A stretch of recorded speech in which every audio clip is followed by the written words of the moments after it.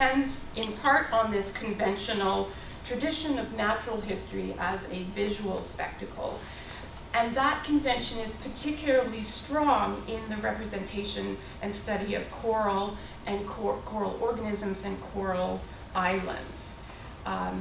His work in Haiti, focusing on a reef near the harbor of Port-au-Prince, fulfilled all those cliches of oceanic natural history voyages, with the observer transported to an exotic other world and returning laden with both images and specimens.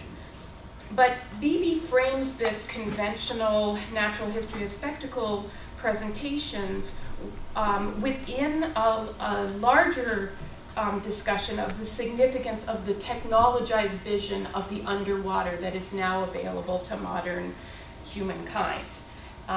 The expedition centered around experimentation with the diving hood, with underwater photography.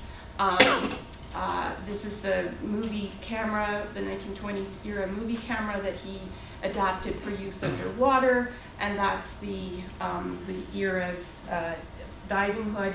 And he also experimented with underwater note-taking and underwater painting as part of this expedition's methods. And it became a way of emphasizing two things: the modernity of a scientific expedition and the modernity, a modern form of natural history, and also the value of the individual direct observation on the other, the need to be there. For him, these two issues are intertwined. The apparatus that he uses and makes central to his work in Haiti heightens human senses and therefore human insight. And he writes about this very eloquently in his popular works, that he's able, once he becomes accustomed to this equipment and moving around underwater, that he can pay attention to particular definite things. So that kind of challenge of being underwater demonstrated to him a feature of the modern world, how technology becomes the essential framework for understanding nature.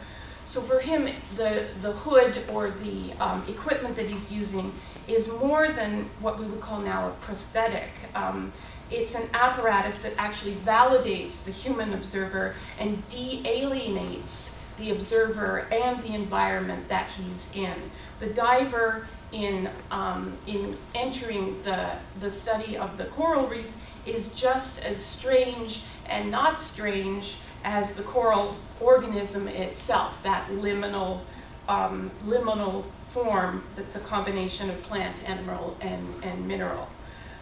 That living form, the observer, and the apparatus that surrounds him or her is then, in the case of coral work particularly, a peculiar reflexive conceit. It's the enhanced observer as another kind of ecological system, with the organic and inorganic unity of the eye, the air pump, the diving cable, the glass, the camera lens.